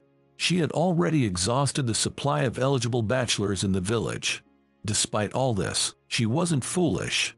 She even graduated from some technical school, but as soon as she returned home from the city, she resumed being a burden on her mother. And then, William caught her eye. Unlike others, she didn't beat around the bush. She went straight to his house. It was a warm May evening. William decided to turn in early when he suddenly heard Charlie barking in the yard. Charlie had broken free from his chain. William had already disciplined all the poachers, and none of them dared to trespass in his forests anymore. So, what was it? A wild animal, perhaps. He cautiously opened the door and found Ruby standing on the porch, her eyes made up, hair let loose, dressed in a thin sundress. "Hello," she smiled. "Can I come in?" "Why's that?" William smirked. "It seems like nightfall is already upon us." "That's exactly why," she winked. "It's boring to drink tea alone." "Not at all. You should go back. The mosquitoes will devour you. You've dolled up quite a bit." "William, I've come for you. I've liked you for a long time, but you've always kept your distance. So I decided to take matters into my own hands. Let me in. You're lonely, I understand that." William didn't say a word, but simply stepped onto the porch, took her hand, and led her back towards the village. Ruby, on the other hand, protested vigorously during the walk, expressing her disbelief at being turned away. William brought her to a clearing and pointed towards the village, which was clearly visible not far away. "Go, and don't think of coming to me again," he grumbled. "Otherwise, I'll let the dog loose." With that, he turned and walked into the woods. "You fool," Ruby shouted after him. "You'll regret this." "If only there was something to regret," William called back with a smirk before disappearing into the forest. Ruby made her way back home. On her way, she encountered a local gossip girl near the first vegetable garden. She immediately spread the word that William had rejected Ruby. Other contenders for William's heart were quick to join in, taking offense at Ruby's actions. She didn't bother to explain anything to them. She even enjoyed the rumor. After all, who knows, maybe William would come around now. In light of these events, she visited the gamekeeper a couple more times in the evenings. However, who knew about the last visit? Ruby strutted around the village, smiling mysteriously, and everyone believed her. But nobody explicitly asked William why he got involved with this girl. Even Michael and Ethan remained tactfully silent during their encounters. It wasn't their business. A man lived alone in the woods, and he clearly longed for some feminine company. Then, suddenly, Ruby started to round out a bit as August approached. The first change in her appearance was noticed by her mother. "Oh, Ruby, did you finally get yourself into trouble?" Amanda exclaimed. "Is the gamekeeper the father?" Ruby didn't respond to her mother and just smiled mysteriously, examining her reflection in the mirror. "Ruby, I'm asking you," her mother demanded, reaching for a towel, ready to give her misbehaving daughter a slap. However, she immediately thought better of it. It wasn't the right thing to do. Ruby was pregnant, after all. "Mama," Ruby finally replied, "what's got you so nervous? You know everything." The entire village was well aware of it. "And does William know?" Amanda asked. "He's just starting to suspect." Ruby mumbled, "I'll tell him today." "Oh, Ruby, did you actually find a decent man?" Amanda sighed. "Well, may God bless you." Later that day, Amanda went to the store and whispered the secret of her daughter's pregnancy to the shopkeeper, Anna. Within an hour, the entire village knew that the gamekeeper would soon become a father. However, William himself was completely oblivious to this news. He continued to live in the forest with his faithful dog, Charlie. Ruby occasionally visited him, and while he found her persistence surprising, He never considered starting a relationship with her during all that time. When he saw Ruby again, he would sigh, take her by the hand, and lead her back to the village, explaining that there could be nothing between them because she wasn't to his taste. Ruby would pout and retort, asking what he found appealing, the forest animals or the old women. William would just laugh. He no longer held a grudge against the somewhat naive girl. He was simply waiting for her to tire of visiting him, and then, all of a sudden, Ruby found herself pregnant. Considering that she hadn't been involved with anyone closely, just running around in the woods, it was quite a surprise. On that day, William was sitting on the porch of his cabin when he heard a car pull up in a nearby clearing. Charlie perked up his ears. "Quiet, boy," William said to his dog, straining his eyes to see into the distance. Who could be coming here? At that moment, William noticed Michael approaching him. William was surprised because the chairman didn't visit him in the woods often, so something important must have come up. Indeed, the young chairman had urgent business to discuss. He had heard the rumors about Ruby's pregnancy, and he could no longer remain silent. "William, you're a grown man. Couldn't you find a serious girlfriend?" Michael began. "I don't understand." William stared at him. "What girlfriend? Why did you get involved with Ruby?" Michael asked. "I wouldn't normally interfere in your affairs. I understand that nature takes its course, but a child changes everything. Now you'll have to marry her." "Marry who?" William was bewildered. "Ruby," Michael clarified. "Why?" William questioned. "Because she's pregnant with your child." Michael exclaimed. "The whole village is buzzing about this news." "Ruby, pregnant with my child?" William blinked in disbelief and struggled to find the words. "But that's impossible." "William, you can tell me the truth," Michael urged. "I am telling the truth," William replied. "There has never been anything between us. She came to me, that's true. She looked into my eyes and made advances, but I always sent her away. Whatever you want, I swear." "You're not lying?" Michael asked. "No, I'm not," William affirmed. "Women," Michael grumbled. "They've stirred up quite a commotion, and I got caught in the middle of it. Ruby is telling everyone that you're the father of her child. Can you believe it? She's just naive." William chuckled. She blurted out the first thing that came to her mind and ended up believing it herself. "I need to talk to her. Is she in the village now?" "I think so," Michael replied. Soon, the villagers saw William arriving at Amanda's house and stepping out of his car. He walked slowly into the yard. Ruby was in the middle of hanging laundry and humming a tune. "Hello, Ruby," William called out to her. Hearing his voice, Ruby paled and almost dropped the wash basin. "Hello," she mumbled. "Why aren't you saying anything to me?" He approached her, looking into her eyes intensely. "I heard that I'm supposed to become a father soon. I just can't understand how." How, Ruby mumbled, avoiding eye contact. "And you don't know?" "No, I don't," William said. "I've only held your hand, and suddenly you're expecting. Aren't you ashamed or embarrassed?" "I'm not ashamed," Ruby whispered. She raised her head and defiantly met William's gaze. "I've told everyone that we were together. You can't prove anything, and you can interpret it however you want. But everyone around here now knows that I'm pregnant by you. If you try to deny it, everyone will be on my side. Ruby, come to your senses. This is not how relationships start." William shook his head and walked away from the yard. What people in the village said about the gamekeeper afterward was truly something, especially Amanda, who had considered him a prospective son-in-law. Ruby strutted around the village with a proud look, pursing her lips when someone asked about the child's father. However, not everyone believed this version of events. Ethan, his wife, and a few other serious folks in the village believed that William had been falsely accused. As for William, he preferred to remain silent in the face of all the inquiries and accusations. Why bother defending himself against something that never happened? Once, when everyone was particularly pestering him, he ran into Ruby and threatened to report her to the police for spreading false accusations. Ruby seemed to back down at that moment, but soon things returned to the way they were, and William waved it off. People would talk, and eventually, they'd move on. The people truly stopped talking when Ruby gave birth. They were simply stunned by what had occurred. The midwife was the first to experience shock when she delivered the baby. When she laid eyes on the child, She nearly sat down right there in the delivery room. Ruby had given birth to a child with dark skin. A little one with a chocolate-like complexion, curly hair, and plump lips. Such children had never before appeared in the provincial maternity ward. Upon seeing her baby, Ruby burst into tears. Later, in her hospital room, she confessed to the other new mothers that she had a brief affair with a black guy when she visited her friend in the city for a week. She'd spend another night with a white guy afterward.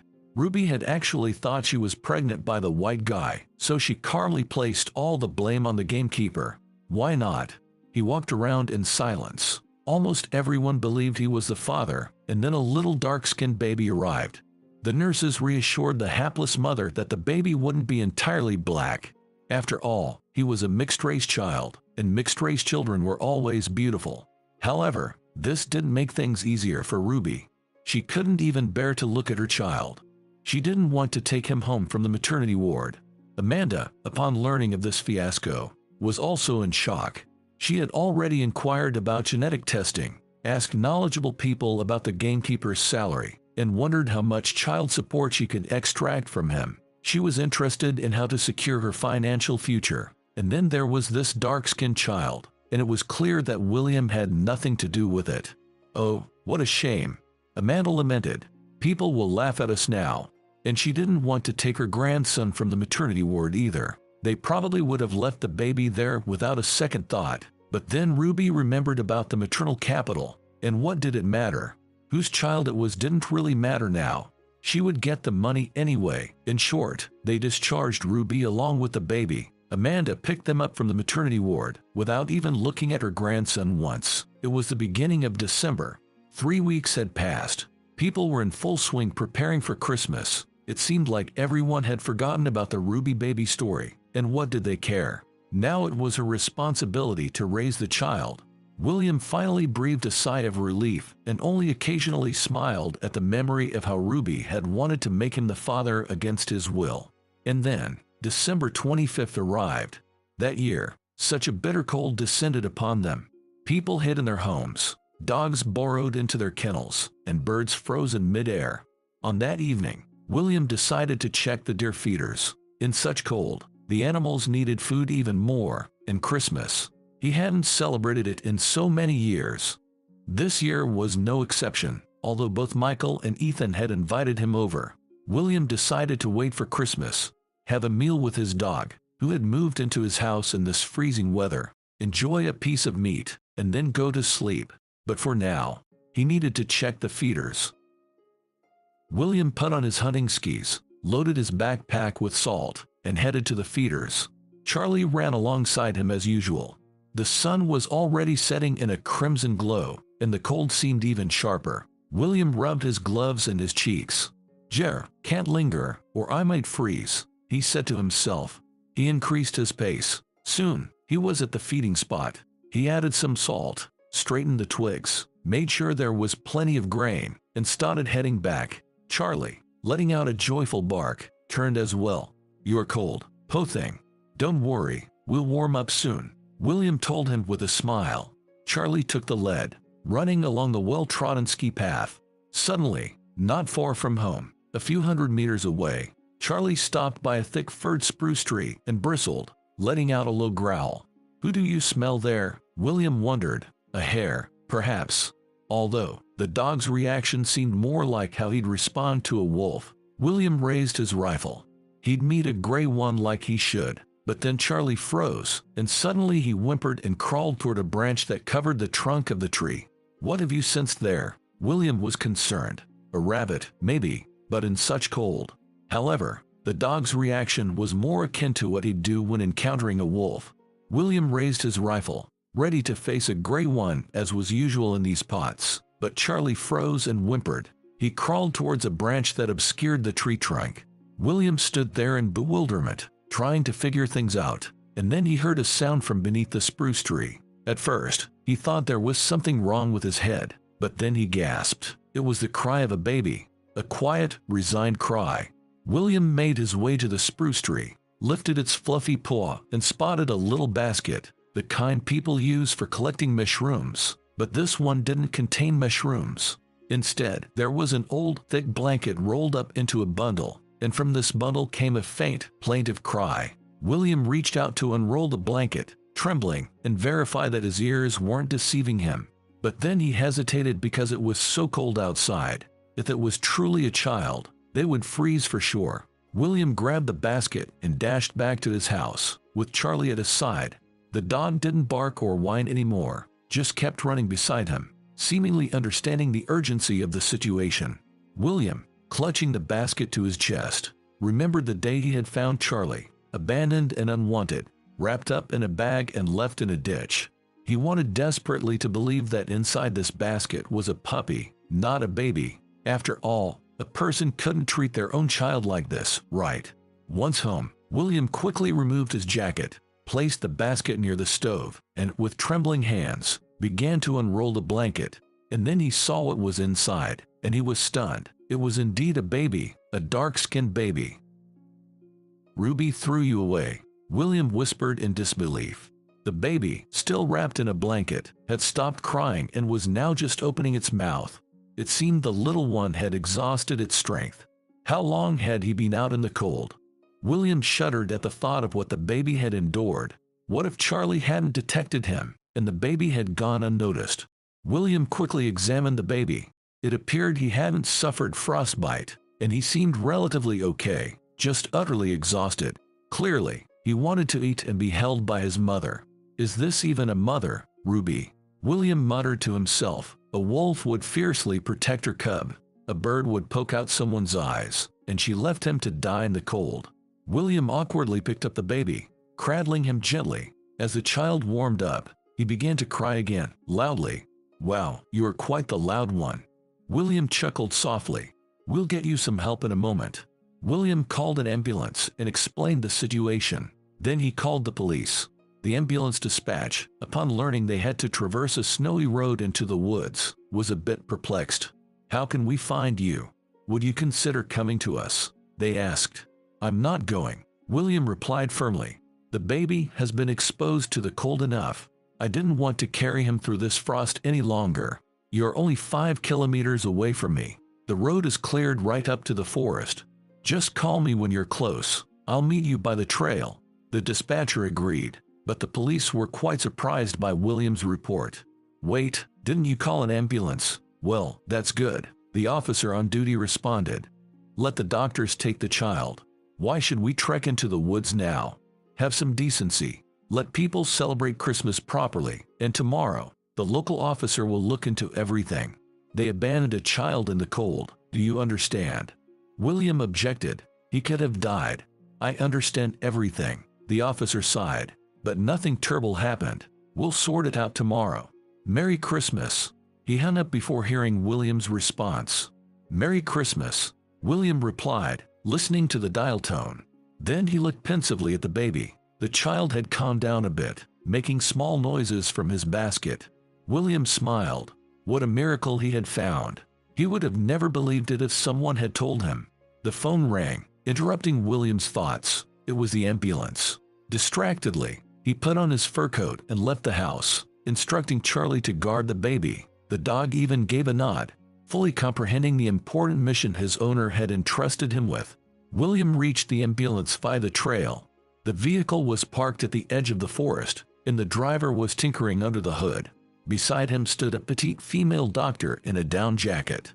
"Oh, you made it quite far," she said, shaking her head as she approached William. "We barely got here. I'm not even sure how we'll make it back." "I'll manage on my way back. Don't worry," the man replied. "Let's go." "And who's taking care of your child?" the doctor suddenly asked. "With my dog," William responded. "Your dog? Are you out of your mind?" "Well, yes," William agreed. "Do you suggest I carry him through this cold?" "I suppose so," the doctor reluctantly concurred. She grabbed her bag, shouted at the driver to call her once he fixed the vehicle, and briskly followed William. Charlie, seeing the guest, initially growled but then wagged his tail. The baby was quietly whimpering in the meantime. "Why is he on the floor, near the stove?" the doctor exclaimed. "It's the warmest spot," William explained, helping her remove her down jacket.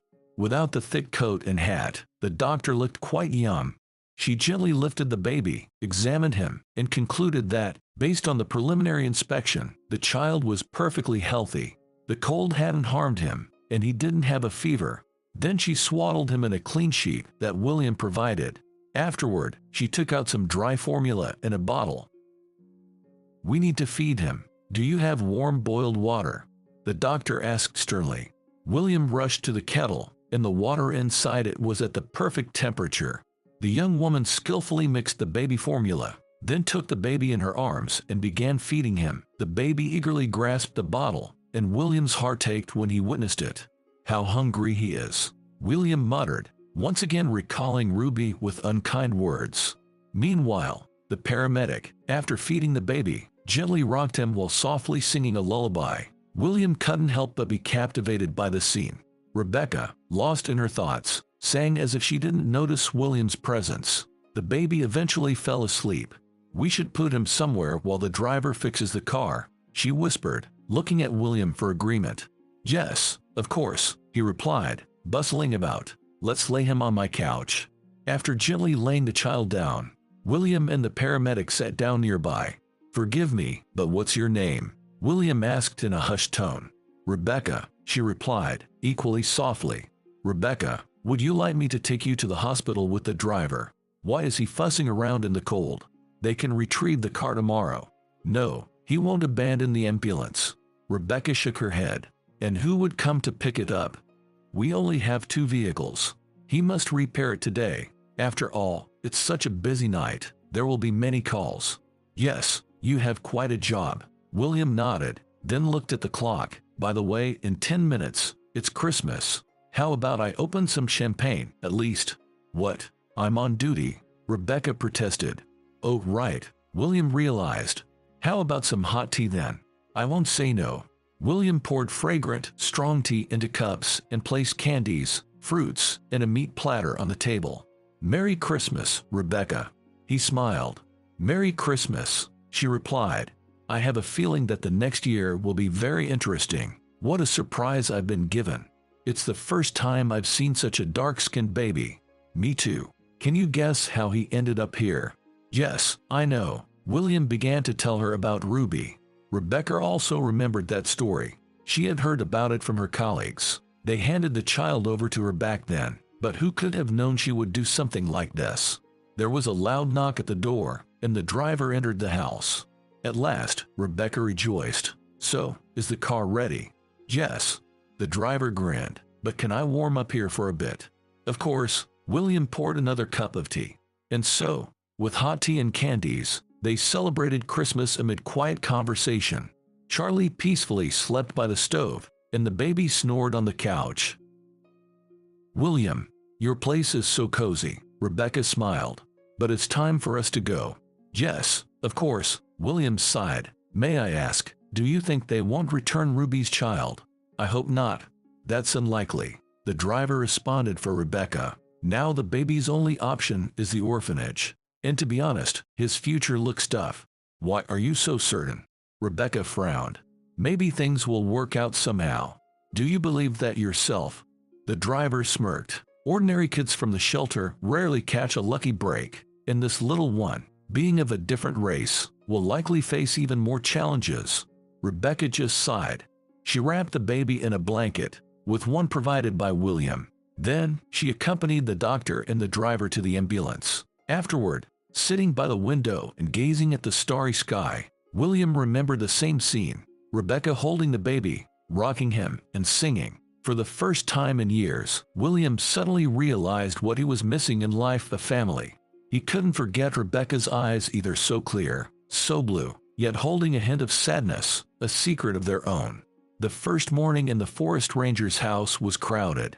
An investigative team arrived, along with the local police officer. They took William's statements, examined the Christmas tree, and confiscated the basket in which the baby had been found before departing for Amanda and Ruby's home. William joined them. He was eager to witness how Ruby, who had heartlessly abandoned her child, would react. It turned out that Ruby wasn't at home. Amanda received them in tears and explained that one of Ruby's former admirers had shown up at her daughter's place the previous evening. At first, they had a loud argument. but eventually they reconciled. Ruby had decided to leave town with him. This revelation shocked Amanda. "What about the child?" she demanded. Ruby simply grimaced. She had no interest in the child or her beloved's desires, but Amanda was insistent. "It's your child, so you should raise him." That's when the admirer took the baby, and they left in his car. Amanda had spent the entire night crying, realizing that she had given her daughter's child away for no reason. After hearing this, the local police officer assured her that the baby was safe in the hospital. Amanda was initially relieved but then worried about her daughter's whereabouts. "We will find her," the investigator reassured her. "We have many questions for her." "What kind of questions?" the woman asked, bewildered. "For example, how the child ended up in the woods." "In the woods?" Amanda gasped and burst into tears once more. The local police officer began consoling her once again, promising that after the investigation, the child could be placed under the grandmother's care.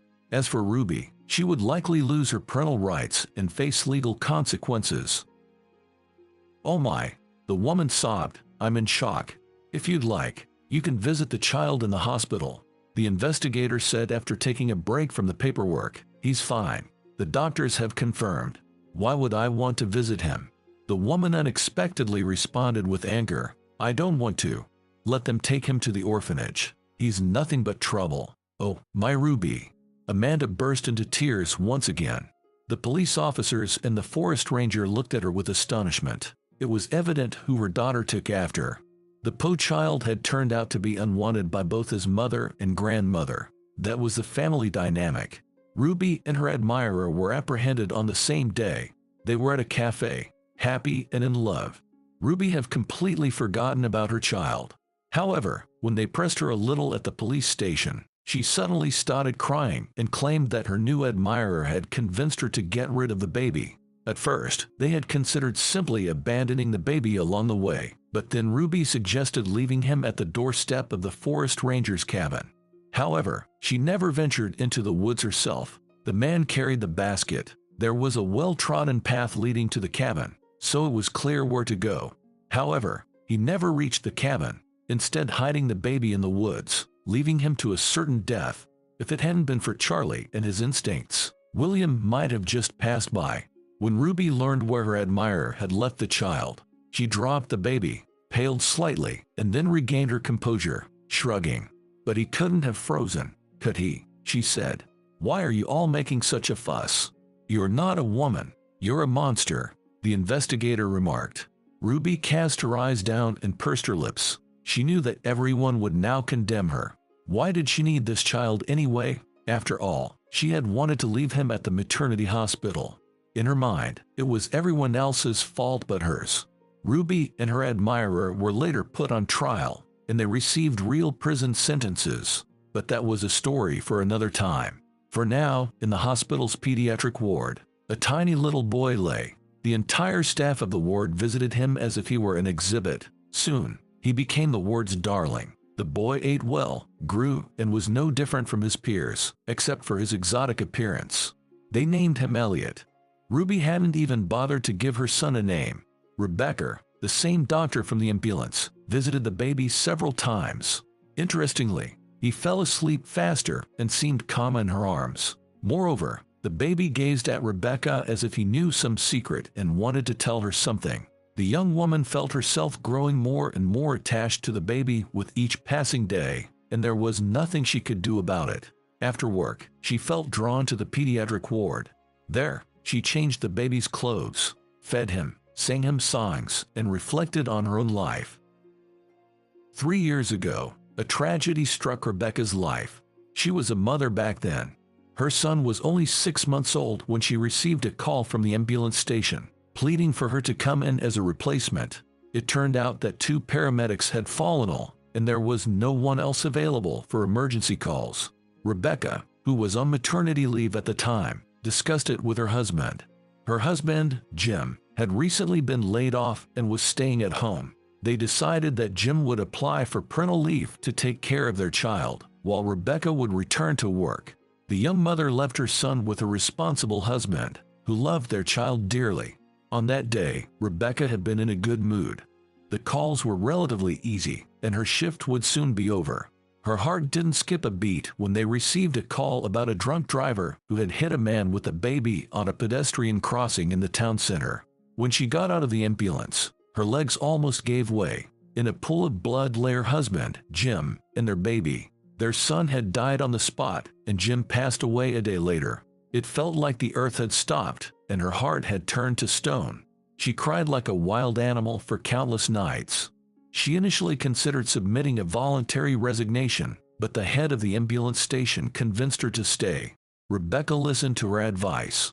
Indeed, with time, it became more bearable. The pain didn't go away, but it dulled. Rebecca worked tirelessly, showing no regard for herself. She took extra shifts, filled in for colleagues at a moment's notice, anything to avoid being at home, where everything reminded her of her husband and son. And so, 3 years had passed, and she was alone. Rebecca had decided that she would live for her work, but on that Christmas night, something inexplicable happened. No, she had responded to calls involving babies before, but Rebecca had never felt anything like this. As soon as she took this baby into her arms, her heart warmed. Rebecca rocked him gently, singing a song, and she couldn't help but remember her own son. It felt as if he were here, right beside her, against her chest. Of course, Rebecca understood that these were simply untimely emotions, but there was nothing she could do about it.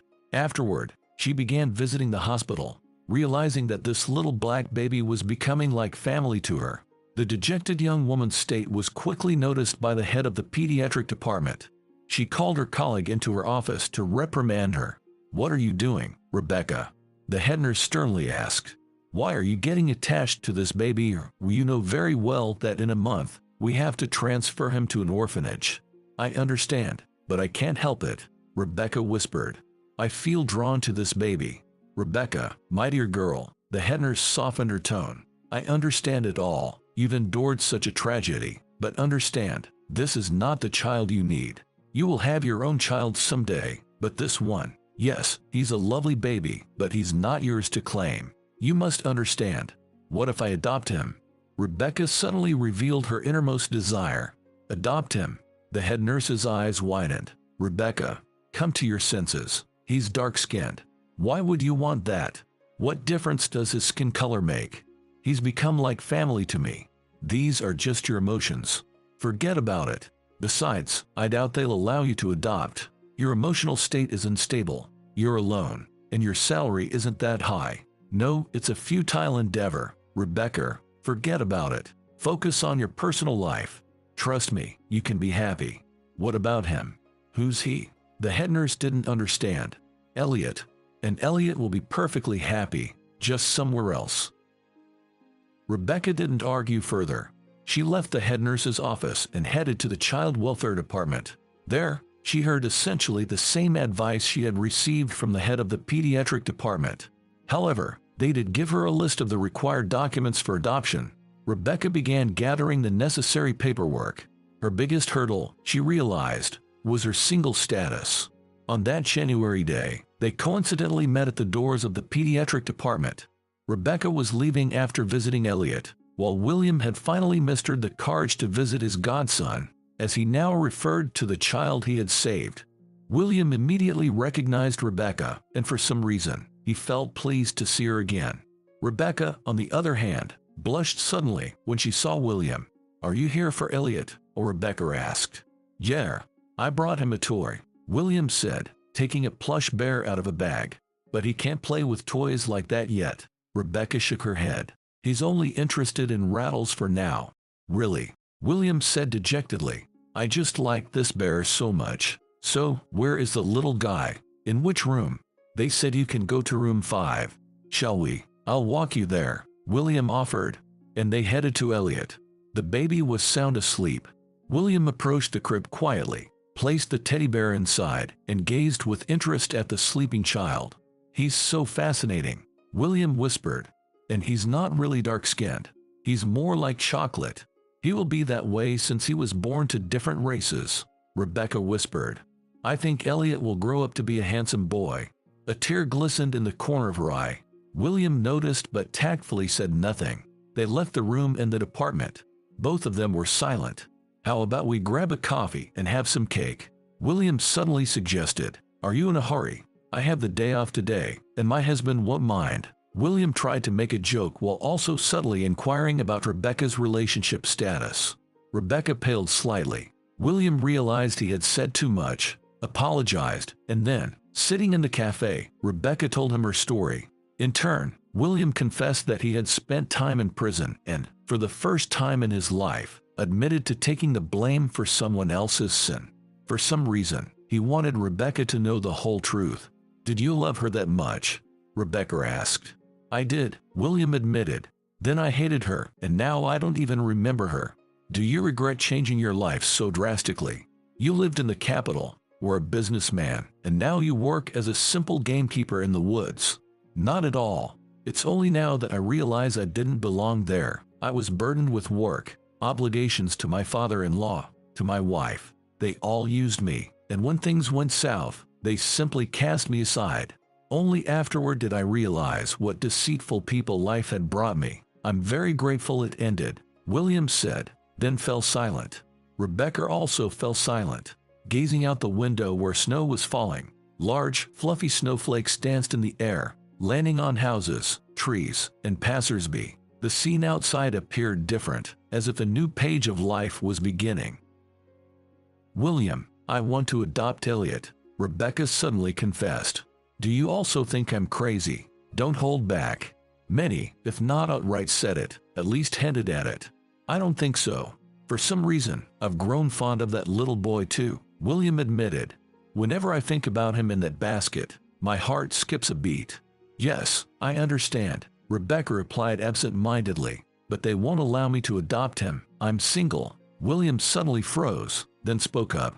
Let's get married, and we'll raise Elliot together. Rebecca was taken aback. She looked at William in surprise and then blushed deeply. But we hardly know each other. We don't love each other, she barely whispered. But that, for now, William also spoke softly. Rebecca became thoroughly embarrassed. She got up and hurried toward the exit. William caught up with her, apologized for his tactlessness, and they parted ways, exchanging phone numbers. A week passed. One morning, William's phone rang, and he heard an anxious female voice. William, is what you said to me in the cafe still valid? Rebecca, is that you? He asked in surprise. Yes, it's about this. In a week, they're taking Elliot to an orphanage, and child welfare won't allow me to adopt him, just as they said, all because I'm not married.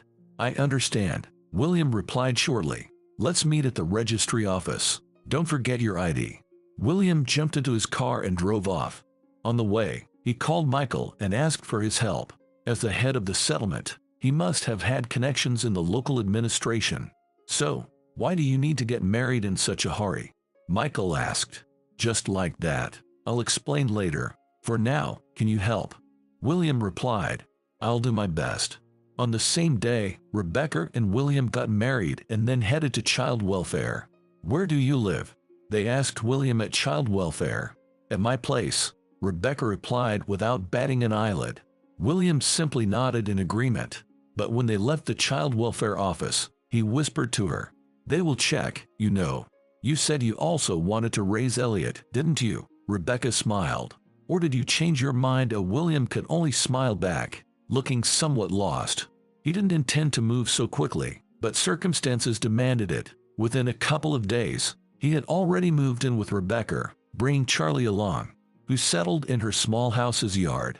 William now had to spend much more time commuting to work, but he didn't mind at all. For some reason, he felt truly content with Rebecca. Yes, initially, they lived as neighbors, even when they took Elliot in. And a few months later, they suddenly realized that their essentially fake marriage had turned into a real one.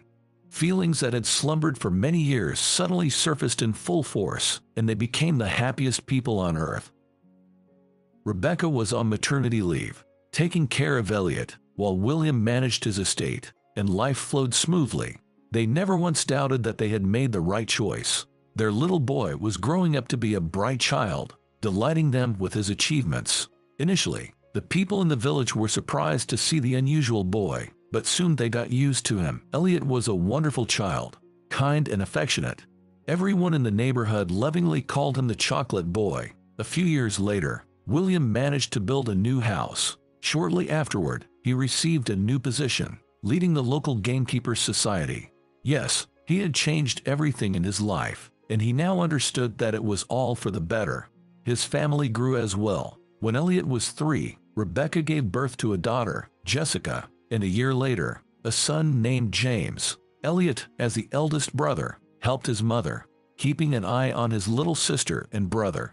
When Elliot was about 7 years old, just before starting school, he asked for the first time why he looked different. Rebecca and William decided not to hide his birth story from him. Of course, they didn't mention that his birth mother had abandoned him in the cold, and his biological grandmother had practically rejoiced in getting rid of him. No, they simply explained to Elliot that another woman had given birth to him, from a different race, but he was still their beloved child. One day, the entire family went on a vacation to the seaside. They had a few hours in the capital city, so the parents decided to treat the children to a small excursion. Elliot was 10 years old by then. Jessica was 7, and James was 6. They were old enough to understand and be curious about many things. After the tour, they stopped at a cafe for a snack. It was there that William saw his first wife. At first, he didn't recognize her. She had changed significantly, sitting there looking somewhat disheveled, dressed cheaply, sipping her coffee. But then, their eyes met by chance. Yes, she had changed, but her eyes were the same, gray and seemingly transparent. Emma was the first to recognize him. She twitched, paled, seemed like she wanted to leave, but then she got up and headed towards their table. "Hello," she simply said. "Long time no see. Is this your family?" Rebecca looked at her in surprise, then at William. He remained silent, searching for the right words, tempted to be rude, although he wanted to avoid it. "Yes, this is my family," he calmly replied. "I see." Emma smirked. "And this one too." She casually gestured towards Elliot. The boy understood everything and hung his head in disappointment. William had no intention of tolerating such rudeness any longer. "He's my eldest son," he replied, barely holding back his anger. "And as for you, it seems life hasn't been kind." "It's all fine with my life," Emma retorted and walked away. Rebecca continued to look at her husband with surprise. "William, who is she?" she asked quietly. "That's the one who I thought ruined my life before, but it turns out she ruined her own," he replied thoughtfully, watching Emma walk away. She went to the counter, exchanged a few words with the bartender, and left. "And you described her differently." Rebecca couldn't find the right words. "Well, in short, as a socialite. But here, she seems like an ordinary woman." "I'm shocked myself," William admitted. "I hadn't been following her life or her father's. But now, you know, I became curious. I might go ask the bartender something." And soon, for a small fee, the bartender shared Emma's story with William. It turned out that she had been working as a dishwasher in this cafe. Recently, she had been fired for not handling her duties properly. However, she continued to come here, hoping to be rehired. "Amazing," William remarked. "I knew her as someone entirely different. Wealthy, successful. Well, that was in her past life." The bartender chuckled. "I've heard a bit about it." He recounted that Emma's father had suddenly passed away. Her husband managed to take control of the entire business, leaving her with nothing. Later, he divorced her, taking their mansion as well. Yes, she was a lawyer herself, but her education had been funded by her father, so she didn't really understand much about the profession. At first, Emma didn't grasp the seriousness of the situation. She indulged herself, spent her last money, and one day, her bank account ran dry. Soon after, friends and acquaintances disappeared, and her lover abandoned her. She started drinking, lived in a small apartment, which she eventually had to sell. She couldn't find a decent job, so she worked as a waitress, a cleaner, and even a dishwasher. With years passing by, her looks faded, and she lost her figure. Now she was just an ordinary woman, like many others in the world. William listened and realized he felt nothing, no anger, no joy. It turned out he was entirely indifferent to whatever had happened to Emma. After their family enjoyed a wonderful vacation by the sea, they returned to their village, and life went on. William no longer remembered his encounter with his first wife. He had his own concerns and responsibilities, but fate had another meeting in store for his family. One autumn day, they all went for a family walk in the forest to relax and gather mushrooms. The forest was enchanting, and they returned with a basket full of mushrooms. On the way back, William suggested that Rebecca and the kids wait in the car while he quickly cleared the grass from his parents' graves. "You and the kids can wait in the car, and I'll quickly mow the grass at the graves," he said. "I'll help you too, Dad, to clean up at Grandpa and Grandma's graves," Elliot replied. William nodded in agreement and smiled. A real helper was growing up. Leaving Rebecca with Jessica and James in the car, William and Elliot headed to the graves. They tidied up in just 10 minutes and turned to head back. Suddenly, William noticed a woman near a fresh grave, next to the fence. Not recognizing her, he silently walked past her, but then he heard her scream, "William, the gamekeeper, is that you?" It was Ruby, looking thin and haggard. She approached them, wearing a silly smile. "Oh, it's definitely you," she exclaimed. "Look at how important you've become, and who's this?" She paused for a moment, swayed, and then smiled again. "My boy." "Yes, this is my son," William replied, taking Elliot's hand and picking up the pace. "Hey, where are you going?" Ruby shouted. "Can't we talk? Why are you so unfriendly?" "I wanted to tell you about my misfortunes. My mom just passed away. I barely made it to her funeral." But William didn't listen to her. He practically ran away from there, put his son in the car, got in himself, and started the engine. "Why are you so agitated?" Rebecca asked in surprise when she saw Ruby coming out of the gates. "Who is she?" William didn't answer. He just shook his head as if to say they would talk about it later. "That's some drunk woman," Elliot added. Back at home that evening, after the children had gone to sleep, William explained who he had seen at the cemetery. "So, they released her from prison," Rebecca sighed. "But it was to be expected. Let her live her own life. The main thing is that she doesn't bother us or meddle with Elliot," William replied. But he had hoped in vain. The very next day, Ruby appeared in the district village and found William's house. William happened to be at work. Elliot and Jessica were at school, and Rebecca had come home after her shift, planning to prepare lunch quickly and then get some rest. Suddenly, there was a loud knocking at the gate. Old Charlie, though hard of hearing, still managed to hear the commotion and grew concerned. Rebecca went out to see who was causing the disturbance. Standing at the gate was the woman she had seen at the cemetery. "Are you the gamekeeper's wife?" the guest asked impudently. "Yes, I am. What do you want?" Rebecca replied calmly. "Ah, I see. So, you're the one who took my son," Ruby stated. "Took, or rescued when you abandoned him in the cold with your lover," Rebecca retorted. "Quit the smart talk," Ruby snapped, her breath heavy with alcohol. "He's my son, and I did as I pleased with him. According to the documents, he's my son and William's. Leave before I call the police." Rebecca raised her voice. "I'm not afraid of them," Ruby chuckled. "But if you don't want your older son to worry, you and your gamekeeper better gather some money for me. I only need $5,000. "What? Are you trying to extort money from us?" Rebecca laughed. "No, I'm just offering you a deal. Pay me, and I won't disrupt your older son's fragile psyche. Otherwise, I'll approach him on the street. I'll tell him I'm his mother, just like that. Yes, I used to be a beauty once. What do you think? Your little boy will be pleased to meet his real mommy." "Probably cry tears of joy," Ruby taunted. "Get lost. You won't get a cent from us. Besides, Elliot already knows that we're not his biological parents," Rebecca replied firmly. "He may know, but he'll be impressed when he sees his real mommy," Ruby persisted, ignoring Rebecca's stern tone. However, Rebecca had no more desire to converse with this fallen woman. She closed the door and walked back into the yard. After preparing lunch, Rebecca headed to the school to pick up the children. Normally, they would come home on their own, but today she was feeling anxious. What if this woman was unstable and decided to approach her older son? Meeting his biological mother wouldn't do Elliot's mood any favors, that was for sure. Rebecca waited until Jessica and Elliot walked out of the school gates. "Mom, why are you picking us up today?" Elliot asked, surprised. "I can walk Jessica home myself. I just wanted to." Rebecca smiled. "Why aren't you resting? You should be sleeping right now." Elliot scolded Rebecca as if he were the adult. "You're such a good kid." Rebecca smiled and said, "I promise I'll sleep next time. For now, let's go home. I made your favorite soup." She hugged the children, and all three of them walked home together. Out of the corner of her eye, she noticed Ruby near the school. It seemed she was indeed determined to upset Elliot. What should they do about her? That evening, Rebecca told William everything. "Why on earth would we start paying her?" William raised an eyebrow.